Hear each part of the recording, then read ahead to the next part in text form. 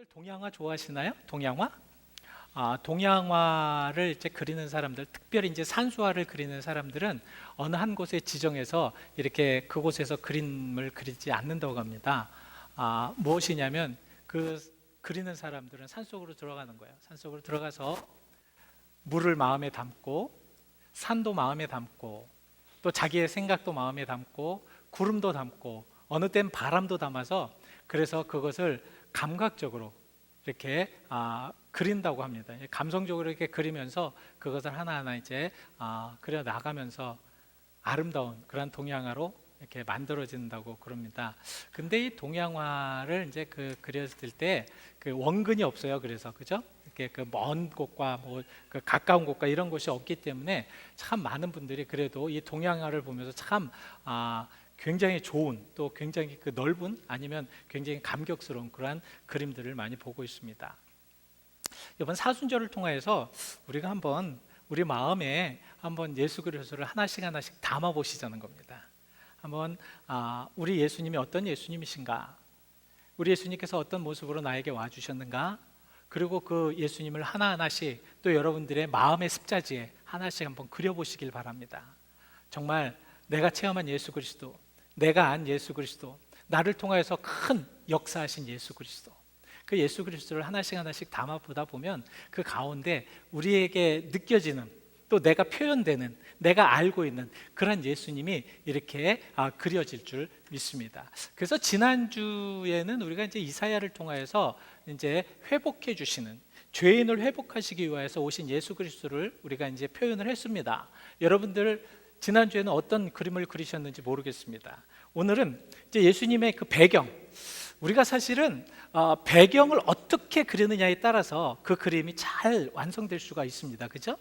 우리가 어떤 배경을 바라보느냐에 따라서 그것이 아름다운 그런 그림이 될 수가 있고, 배경이 어떤 것이냐에 따라서 그 그림이 되게 추할 수 있는 그러한 그림이 될 수가 있습니다. 그래서 오늘은 그 배경에 대해서 여러분들과 함께 나누기를 원합니다. 예수 그리스도의 그 배경을, 특별히 우리 시대적인 배경, 우리는 이 성경을 보면서 예수님의 시대적인 배경을 하나하나 우리가 좀 찝어갈 수가 있습니다. 근데 이 배경을 우리가 다 하기에는 되게 어려워요. 그래서 여러분들에게 그냥 시대적인 배경 속에서도 우리가 이렇게 지역적인 것과 또한 정치적인 것과 종교적인 것 부분을 조금씩 우리가 이제 좀 따져가면서 이 배경을 좀 한번 나누어 보려고 합니다. 자, 예수님께서 이 땅에 오신 그러한 목적, 또 예수님께서 이 땅에 오신 그러한 분은, 그 예수님은 어떠한 분이신가? 먼저 우리가 그것을 알아야 됩니다. 여러분, 예수님의 아이덴티티는 어떤 것인가요? 예수님의 정체성은 무엇일까요? 예수님의 정체성, 여러분들 마음속에 예수님의 정체성은 어떠한 정체성으로 그려져 있습니까? 저는 그래서 여러분들에게 요한복음 1장 2절 말씀에 태초에 말씀이 계신데 그 말씀이 곧 하나님이시라는 그 말씀, 그 하나님이 그 3절 말씀에는 모든 만물을 창조하신 하나님이라고 이렇게 표현이 되고 있습니다. 그러니까 우리에게 오신 예수 그리스도는 그 아이덴티티는 누구냐면 하나님이셔요. 그 하나님께서 그럼 과연 무엇을 하셨는가? 우리는 그 하나님께서 되어지는 모든 것들을 어떻게 봐야 되는가? 하나님이시기 때문에 우리는 우리 인간적인 생각으로 볼 때는 하나님이시기 때문에 적어도 이 세상을 살 때는 좀 그 밑그림이 참 멋있지 않을까? 멋지지 않을까? 대단하지 않을까? 이런 생각을 합니다. 근데 그 예수님이 살아가신 그 지역적인 그런 그 특성, 그 지역적인 배경을 보면 참 아이러니한 그런 부분들이 되게 많습니다. 왜냐하면 하나님으로서 그곳에서 그렇게 사신다는 것이 사실은 별로 그게 하나님의 그런 모습인가? 하나님께서 왜 그렇게 하셨을까라는 그런 의구심이 생기기 때문에 그렇습니다. 자, 예수님께서 자난하신 곳이 어디십니까? 여러분들 그 지역적인 배경을 통해서 우리가 이제 알아들 때 예수님께서 자라나신 곳, 태어나신 곳은 베들레헴입니다. 그럼 자라나신 곳은 어디입니까? 그렇죠? 나사렛. 나사렛 그 주는 갈릴리입니다. 갈릴리 나사렛. 그곳이 바로 누가복음 2장 39절에 말씀을 하고 있습니다. 예수님께서 이제 할례를 받으시고 또 축복을 받으시고 다시 나사렛, 갈릴리 나사렛으로 가셨다라는 그런 표현이 나오는데요, 한번 잘 보시길 바랍니다. 자, 율법을 따라 모든 일을 마치셨다라는 것은 예수님께서는 하나님이시지만 율법적인 모든 할례를 마치시고 또 그 하나님께서 되어지는 모든 그런 율례를 다 마치시고 갈릴리로 돌아가 본 동네 나사렛에 이르셨다. 근데 저 갈릴리에 대해서 우리가 좀 배경적으로 좀 봐야 돼요. 왜냐하면 이 갈릴리가 예수님이 자라나신 곳이고, 그리고 그 이스라엘, 그 예수님 시대의 그 팔레스타인의 그 이스라엘 지경을 우리가 봐야 됩니다. 자, 지역적인 부분에 있어서 그 이스라엘, 예수님이 그 사역하셨던 이스라엘은 크게 세 가지 부분으로 나눠요. 그죠? 여러분 다 아시죠? 가장 밑에는 어디입니까? 유다 지역이죠.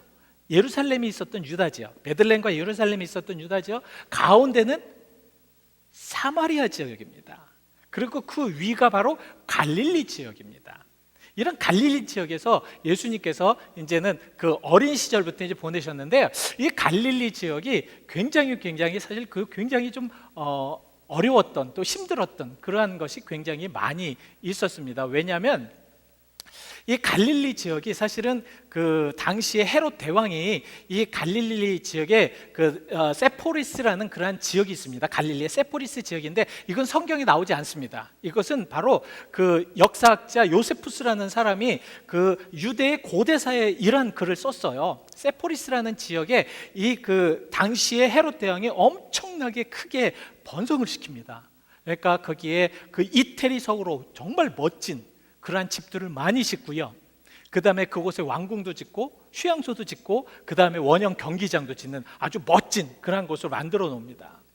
근데 그렇게 많이 만들어 놓았지만 그것을 사용하고 그것을 만끽하는 사람들은 많지가 않았어요. 그러니까 무슨 말씀이냐면, 정말 그것에 다 모든 백성들이 그것에 함께 가서, 현재는 우리가 그럴 수 있잖아요. 좋은 곳이 있으면 모두가 가서 다 그것을 바라본다든가 아니면 다 경험해 본다든가 그럴 수 있지 않습니까? 그러나 그때는 그렇게 하지를 못했다는 겁니다. 그러니까 이 갈릴리 지역의 가장 큰 문제가 뭐냐면 부익부 빈익빈이었다는 것입니다. 근데 특별하게 그 당시에 그 로마 사람이라든가 아니면 유대의 그 기득권자들이 그 가난한 자들 아니면 헐벗은 자들을 굉장히 무시하고 천대했다는 말씀입니다. 천대했으니까 이 사람들의 마음에는 어떻겠어요? 울분이 있겠죠. 이 불평과 불만이 있겠죠. 그래서 그곳에서는 자주 봉기가 일어나는, 반란이 일어나는 지역 중에 하나가 이 갈릴리 지역이었습니다. 그래서 예수님이 탄생하기 전에 어떤 큰 봉기가, 그러니까 반란이 일어났었는데, 그게 하나가 뭐냐면 이 셀르누스라는 그런 곳에 이제 열심당원이 그 곳에 가서 그곳에 그 무기들을 다 탈출합니다. 훔쳐내가지고 많은 사람들을 완전 무장시킵니다. 그래서 고레뇨 총독이 가서 로마 사람들 2개 군단과 그리고 4개 기병대를 갖고 와서 완전히 그걸 초토화시킵니다. 그리고 다시는 그러한 반란이 일어나지 않도록 그렇게 하기 위해서 2000개의 십자가를 지고 그 반란자들 다 십자가에 처해버립니다. 여러분 생각을 해보세요. 100개도 아니고 2000개가 지금 밖에 그냥 널브러져 써 있어가지고 사람들이 그거를 다 보고 있어요. 얼마나 두렵겠어요. 이 갈릴리가 바로 그런 지역이었습니다. 그리고 또 10년 후에 유다라는 사람이 다시 일어나서 반란을 일으키는데, 그 사람은 무엇이라고 했냐면, 우리가 왜 로마 사람들에게 세금을 내느냐, 무엇하러 로마 사람들에게 세금을 내서 우리 돈을 그들에게 바칠 필요가 없는데 그러지 말자, 그렇게 했다가 또 그가 잡혀가지고 결국은 처형을 당했지만, 그 유대인들의 마음속에는 그 로마 사람들이 내는 그 세금에 대해서 굉장히 그런 그 불평과 불만을 가지고 있었습니다. 근데 여러분 마태복음 22장에 보시면 예수님을 시험하기 위해서 그 세금에 대해서 터치하게 됩니다. 이게 참 비열한 거죠. 참 좋지 않은 방법이죠. 사실 그것은 건드리면 안 됐는데 예수님을 어떻게 해서든지 넘어뜨리기 위해서 헤롯 당과 또한 그 바리새인들이 합해서 예수님을 시험을 하는 거예요. 네가 이 세금을 가이사랴에게 드리는 게 낫느냐, 하나님께 드리는 게 낫느냐. 이건 굉장히 센시티브한, 굉장히 아주 되게 예민한 그런 문제였습니다.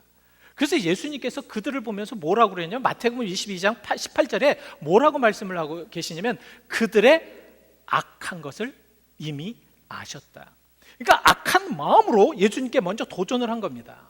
악한 마음으로 그렇게 하는. 그러니까 지역적인 그런 상황들을 보면서 이 갈릴리 출신이었기 때문에 더 어떤 면에서는 더 센시티브하고 또 많은 사람들이 그 부분에 대해서 되게 꺼내면 안 됐던 그런 아주 그냥 어떤 면에서는 그 용암 같은 그러한 이슈였다라는 것이죠. 지역적인 부분을 보면서 우리가 그걸 알 수가 있습니다. 그리고 갈릴리 지역이 사실 굉장히 그 당시에 팔레스틴의 많은 유대인들 중에서 굉장히 천대를 받았던 지역이었어요. 그렇기 때문에 그 천대를 받았던 이유가 무엇이었냐면 이제 많은 이유가 있습니다. 그 중에서 제가 봤을 때 가장 큰 이유가 무엇이었냐면 유대인들은 다 성전을 중심으로 해서 살았어요. 다 성전을 중심으로 해서. 그래서 예루살렘 성전을 중심으로 해서 살았습니다. 제가 아까 말씀을 드렸죠. 이 갈릴리는 이 유대 그 베들레헴과 굉장히 떨어져 있는 곳이었습니다. 사마리아 지역을 지나서 있어야 되는 곳이었어요. 그러니까 굉장히 떨어져 있었기 때문에 종교적으로나 정치적으로나 모든 것들이 다 유대인들하고는 떨어져 있는, 이격되어 있는 그런 상황이었기 때문에 많은 천대와 멸시를 받았습니다. 그래서 예수님께서 이제 복음을 전하잖아요. 복음을 전하셨을 때에 그 많은 사람들이 그 복음을 듣고 정말 내가 메시아다라고 그랬을 때 많은 사람들이 의아해했어요. 왜 의아해했냐면 요한복음 7장 41절 말씀처럼, 자, 한번 보실까요? 요한복음 7장 41절. 어떤 사람은 그리스도를 알아. 그러니까 예수님의 말씀을 듣고 저 사람은 참 그리스도다, 메시아다라고 하는데 어떤 이들이 이렇게 얘기해요. 야, 어떻게 그리스도라는 사람이 갈릴리에서 나오겠느냐? 저 천박하고 천한 지역에서 어떻게 그리스도, 메시아라는 사람이 나오겠느냐? 이 유대인들의 그런 생각들이 다 그랬다는 것입니다. 자, 예수님께서 왜 그렇게 하나님이시면서도, 하나님의 아들이시면서도 왜 그렇게 천박한 곳, 아주 외진 곳, 촌구석 이렇게 표현이 돼요? 사실 이 베드로가 이제 예수님이 사로잡혔을 때에 베드로를 이제 같이 있었던 그 여종의 한 명이 너는 갈릴리 사람이라 내 너의 그 말투를 보고 알겠노라, 이럴 정도로 굉장히 다 알 수밖에 없는 굉장히 촌스러운 그런 모습에 왜 예수님께서 그러셨을까? 여러분 이사야서 53장 3절 말씀에 보시면 그 뭐라고 말씀을 하고 있냐면 거의 끝구절에 뭐라고 말씀을 하고 있냐면 우리도 그를 귀히 여기지 아니하였도다. 그러니까 예수님이시면서 참 고귀하신 분이면서 참 위대한 분이시면서 사람들에게는 정말 귀하게 여기지 아니하는 가장 귀천한, 아주 천한, 아주 낮은, 어떤 면에서는 가장 낮은 그러한 모습 속에서 살으셨다는 것입니다. 왜 그러셨을까요? 여러분 왜 그러셨을까요? 우리가 이제 여러분들이 예수님의 배경을 한번 여러분들의 마음속에 그리시면서 예수님께서 왜 그런 모습 속에 그 지역적으로 그런 곳에서 살으셨을까? 왜 그러셨을까요? 저는 그렇게 생각이 됩니다. 예수님은 가장 밑바닥부터 끌어올리시는, 가장 낮고 천한 사람부터 끌어올리셔서 그래서 모두를 품으시기 위한 하나님의 계획이 아니셨겠는가? 여러분 우리 예수님은 그런 예수님인 줄 믿습니다. 우리 예수님은 그런 겸손하고 정말 모든 이들을 참 품을 수 있는 그런 예수, 저는 그게 잘 안 돼요. 저는 어떤 때는 그게 참 어렵습니다. 그러나 우리가 그렇게 할 수밖에 없는 것이 바로 예수를 따라가는 그런 사람들이기 때문에 그렇게 노력은 해야 된다는 거지요. 그렇게 되지 않더라도 여러분 모든 이들을 마음에 담을지 못하잖아요. 우리는 참 어떤 면에서는 참 마음이 밴댕이 같아가지고 그렇게 못하지 않습니까? 그렇게 못하는 그런 삶 속에서도 예수님을 따라가면서 한번 그 예수님을 바라보면서 우리도 한번 그렇게 해보자라는 그러한 메시지가 아닌가. 그래서 우리가 지역적인 부분을 보면 그렇고요. 또 정치적인 부분을 보았을 때는 어땠는가. 자, 그 당시에 이스라엘이 로마의 무엇이었습니까? 속국이었으니까 로마에게 지배를 당한 그러한 상황이었습니다. 그래서 오늘 본문 3절에 뭐라고 말씀을 하고 있냐 하면 바로 그 데오빌로 각하에게 차례대로 내가 써보내는 것이 좋겠다. 데오빌로 각하, 여기서 데오빌로라는 사람을 정확하게 성경학자들도 누군지는 모릅니다. 그러나 정확한 것은 이 각하라는 말은, 그 당시에 각하라는 말은 바로 왕족에게 쓰는, 또 그 정도의 수준의 사람에게 쓰는 그러한 것이었습니다. 그러니까 그 정도의 그 높은 사람에게 지금 누가는 정말 그동안에 있었던 모든 상황들은, 많은 사람들이 붓을 들어서 예수 그리스도에 대한 그런 상황들을 이야기했던 모든 것들을 다 이제 집대성하여서 다 당신에게 그렇게 이야기할 수밖에 없음을 이야기합니다.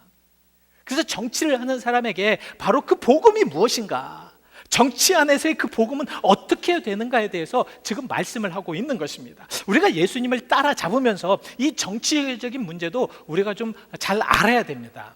여러분, 구약시대 요새 이제 구약을 좀 많이들 읽으실 겁니다. 이 구약을 읽다 보면은 그러한 이야기들이 많이 나와요.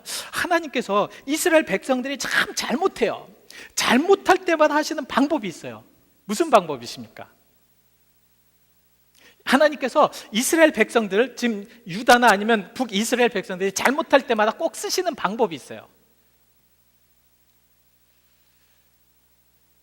말씀 안 하시는군요, 끝까지. 예.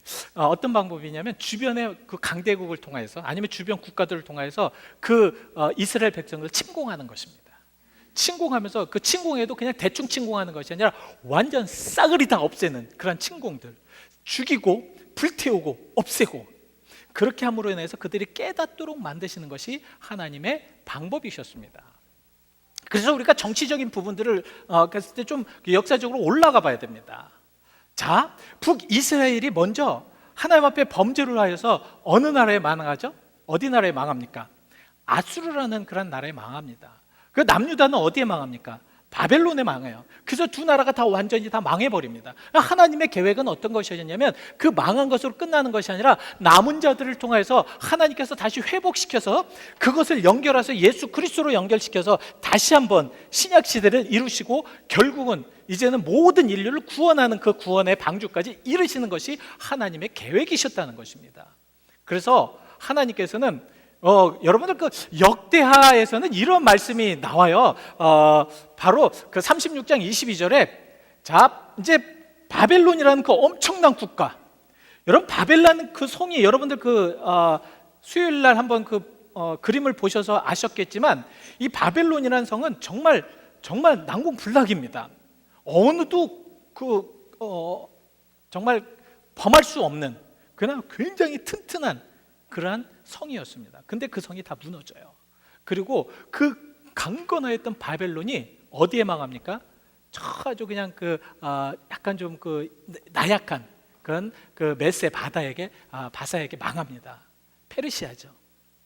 이러한 망함 속에서 하나님께서는 어떤 계획을 했냐면 바벨론을 망한 다음에 그들을 다시 복귀시키는, 그래서 그들을 정말로 예루살렘에 다시 한번 돌아가게 하는, 귀환시키는 그런 계획을 하고 있습니다. 그래서 뭐라고 말씀을 하고 계시냐면 바로 하나님께서 그 당시 고레스 왕을 마음을 뭐 하셨다? 감동시키셨다. 무엇입니까? 정치적인 모든 것들, 하나님께 역사적인 모든 것도 다 하나님께서 주관해 나가신다는 것이죠. 여러분, 우리는 그것을 깨달아야 됩니다. 우리가 예수 그리스도의 그림을 그리면서, 우리가 정말 예수 그리스도에서 우리의 마음에 그리면서 정치적인 부분에서 하나님께서 이 정치의 모든 것, 역사의 모든 것들을 다 이끌어 나가신다는 것을 여러분들 꼭 그려 넣으셔야 됩니다. 예수의 탄생도 바로 그런 것에 다 연결이 돼 있기 때문에 우리는 그거를 알아야 된다는 거죠. 그래서 이 바벨론이 망했을 때 또 이제 페르시아는 누구에게 멸망을 당합니까? 그리스, 헬라죠. 그리스 헬라에게, 알렉산더 대왕에게 멸망을 받잖아요. 그래서 그 당시가 바로 신약과 구약의 중간 시대라고 합니다. 이 중간 시대에는 거의 아무것도 없어요. 하나님의 역사심도 없고 침묵의 시간입니다. 그래서 알렉산더가 그리스가 또 어디에 멸망을 합니까? 로마에 멸망을 합니다. 이것은 다 다니엘서에서 다 이미 다 하나님께서 예언으로 해주신 말씀입니다. 그래서 이제 로마에 멸망을 당해요. 그래서 그 로마가 이제는 어디서부터냐면 밑에 남쪽에서는 애국, 위쪽엔 그리스, 그리고 저 서쪽에는 동서양까지, 굉장히 인도 지역까지, 인도양까지 넘어서 엄청나게 큰 그러한 지역을 다스리게 됩니다. 그래서 이 로마가 그렇게 크게 다스리면서 모든 곳마다 무엇을 놓습니까? 로마가 잘한 게 뭔지 아세요? 길을 잘 놓았습니다. 길. 하나님께서는 그것도 이용을 하셔요. 바울을 통해서 그 로마가 잘 놓은 그 모든 길들을 이용하셔서 복음을 전파하게 합니다. 그래서 이 바울이 이렇게 그 복음을 전했을 때, 특별히 소아시아나 아니면 그리스까지 이렇게 복음을 전했을 때 되어지는 모든 말들을 보면 이 길이 참 잘라진 것을 우리가 이해할 수가 있습니다. 그 길로 복음을 전했기 때문에 그렇다는 거죠. 이렇게 계속해서 이제 역사는 이루어지고요. 그래서 그 예수님 당시에는 이제 로마가 이제 정치를 합니다. 로마가 이제 치를 해요. 그래서 그 로마는 이 그 정치가 어떤 정치였냐면, 그 일반적인 문화나 종교나 이런 것은 자치권을 다 인정을 해줍니다. 그래서 그냥 놔둬요. 그렇지만 그 나라의 그 역모를 한다든가 이런 것은 굉장히 무섭게 그렇게 다스리는 나라였습니다. 이런 상황 속에서 이 로마가 이제 여러분들 마태복음 보시면 갑자기 왕에 대해서 나옵니다. 예수님이 다 이제 태어났을 때 저기 동방에서 박사들이 와서 헤롯궁에서 헤롯 왕이 와요. 많은 사람들이 그렇게 오해를 해요. 헤롯 왕이 유대인은 그 로마에서 그냥 그 유대 사람들이 자기 나라로 이렇게 인정하나 보다라고 생각하는데, 헤롯 왕은 유대 사람입니까? 유대 사람이 아닙니까? 유대 사람이 아니에요. 이두메라는 에돔 사람입니다. 이 에돔 사람이 로마의 명령을 받아서 임명이 되어서 지금 유대를 다스리고 있었던 그런 상황이었습니다. 그러니까 이런 상황 속에서 유대인들은 굉장히 정치적으로 굉장히 압박을 받았던, 물론 이제 자유권을 가지고 종교 행사는 하고 그랬지만 모든 것이 다 자유롭지 않았던 그런 부분 속에서 예수님은 복음을 전해야 됐다는 거죠.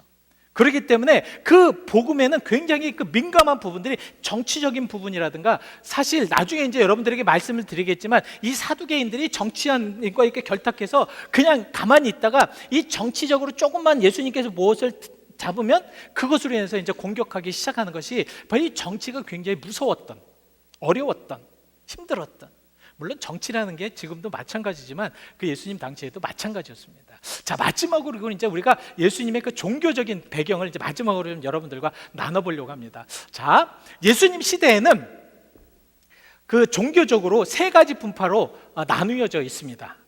여러분들 오늘 꼭 성경 공부하는 것 같아요, 그죠? 근데 여러분 이거는 정말 우리가 꼭 알아둬야 됩니다. 왜냐하면 예수님이라고 우리가 예수님을 따라갔을 때 그 배경을 알지 못하면 아무리 예수님을 따라가도 우리가 이렇게 배운다든가 아니면은 얻을 만한 게 하나도 없어요. 이것만은 우리가 꼭 알아둬야 되기 때문에 말씀을 드립니다.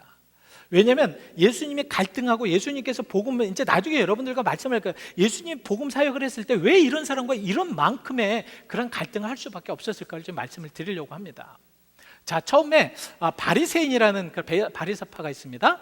그 다음에 또 사두개파 있습니다. 또 에세네파라고 그 광야에서 경건 생활하는 파로 이렇게 크게 그 당시 유대인은 세 개파로 나눕니다. 자, 이것이 어디서부터 시작되었냐면 바로 사실 예레미야 18장 18절부터 그 말씀이 나옵니다. 바리새파다, 사두개인이다, 에세네파라고 얘기 하나도 벌써 그 예레미야는 벌써 뭐라고 말씀을 하고 있냐면, 지혜로운 자에게 책략이, 선지자에게 말씀이 끊어지지 않게 할 것이다. 그러니까 제사장에게는 율법이, 이 제사장의 율법에 그런 모든 것이 내려와서 바로 누가 됐습니까? 제사장들이 사두개인들이 됐죠. 사두개파. 그 다음에 선지자로 말미암아 그 아주 지혜로운 자에게 그 책략이 무엇이 됐습니까? 지혜로운 자의 책략, 그 장로들의 책략, 바리새인으로부터 바리새인까지 이렇게 내려온 겁니다. 그리고 선지자에서의 말씀, 이 광야에서 외치는 자의 그 선지자의 소리, 바로 에세네파로 이렇게 연결이 된 겁니다.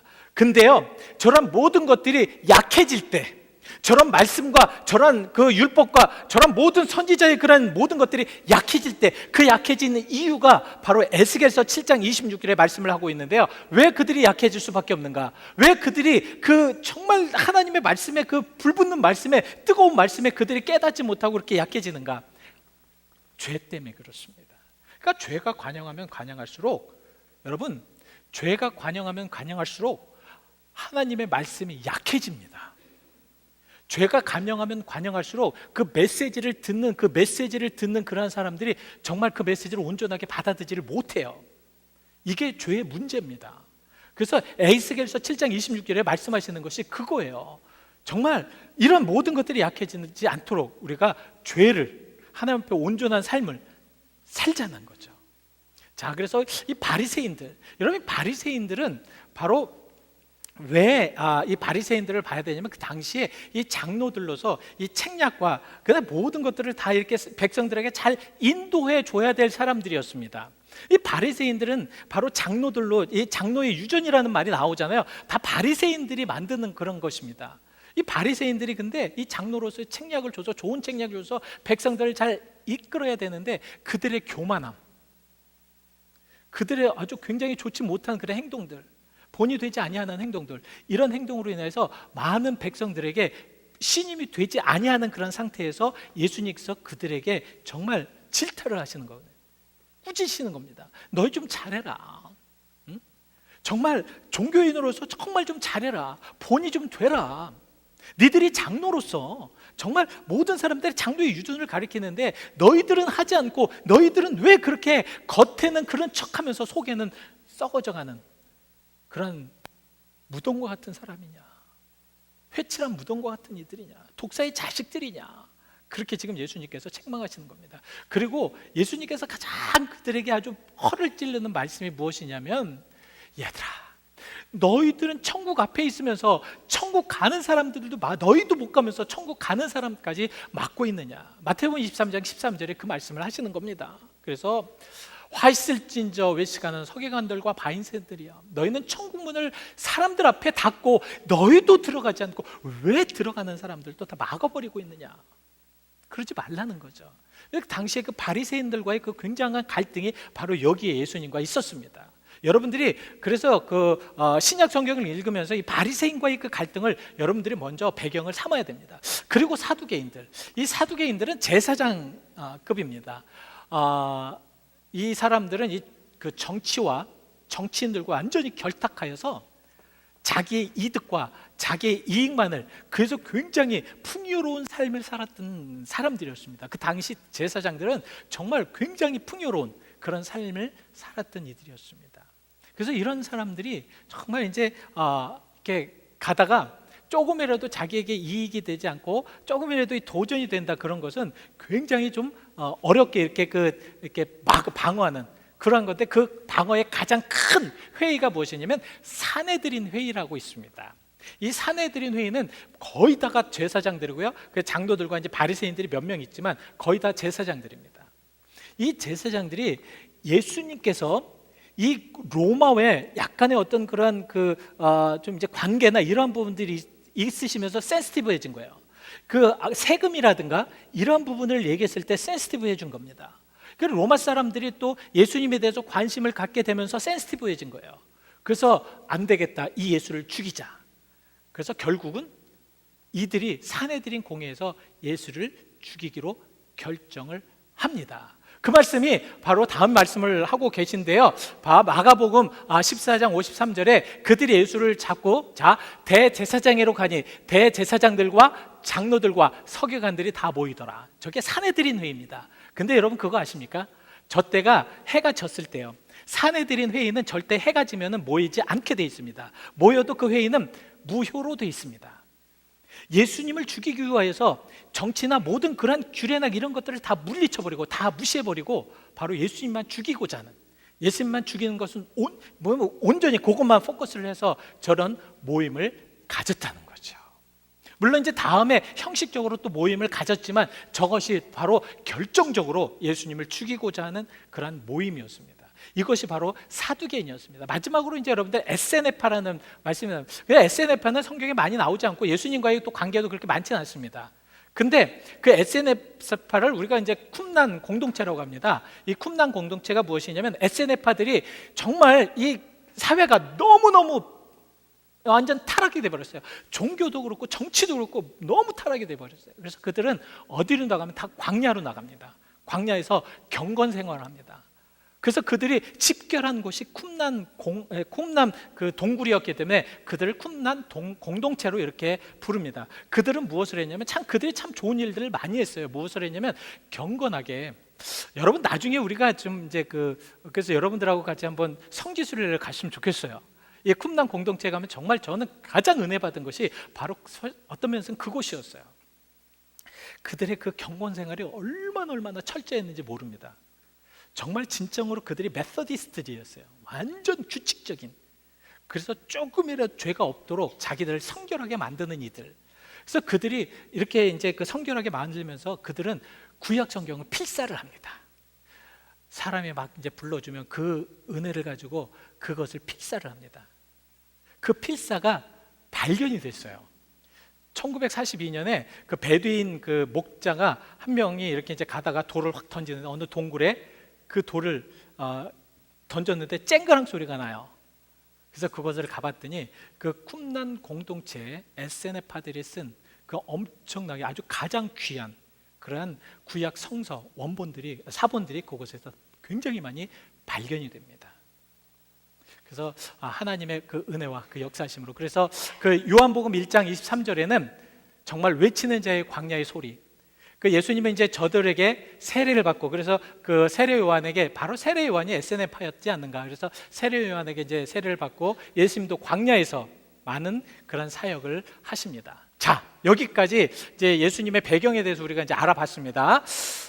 오늘은 여러분들에게 그 성경적인 말씀은 아니어도 우리가 이런 역사적인 것이나 이런 배경을 알아야지만 예수님을 따라가는데 도움이 됩니다. 이제 다음 주부터 또 계속해서 예수님에 대해서 우리가 따라가면서 이제 여러분들의 말씀을 드릴 때 이것을 잊어버리시면 안 됩니다. 이것이 기본이 되고 이것이 배경이 돼야지만 여러분들이 이해하시는 되게 많은 이해를 하실 수 있으실 겁니다. 그래서 다음에 볼 때는 여러분 시험을 한번 볼까요? 어떠십니까? 그래서 우리가 정말 여러분 이제 기억하시고 잘 정말 은혜 받으시기를 바랍니다. 또 여러분들이 오늘 이 드린 말씀을 통해서 한번 잘 그림을 한번 그려보세요. 그 배경에 밑그림을 잘 한번 그려보십시오. 예수님의 그러한 시대적인 상황들, 지역적인 상황들, 정치적인 상황들, 또한 종교적인 상황들 한번 잘 이렇게 그 그림을 그려가시면서 그 말씀을, 예수님을 따라가다 보면 더 깊은, 더 은혜로운 예수님을 발견할 수 있을 것입니다. 우리 다 같이 잠시 기도하시죠. 살아계신 예수 그리스도께서 바로 여러분들과 함께 하실 줄 믿습니다. 이 시간 정말 우리가 간절한 마음으로 우리가 함께 기도하기를 바랍니다.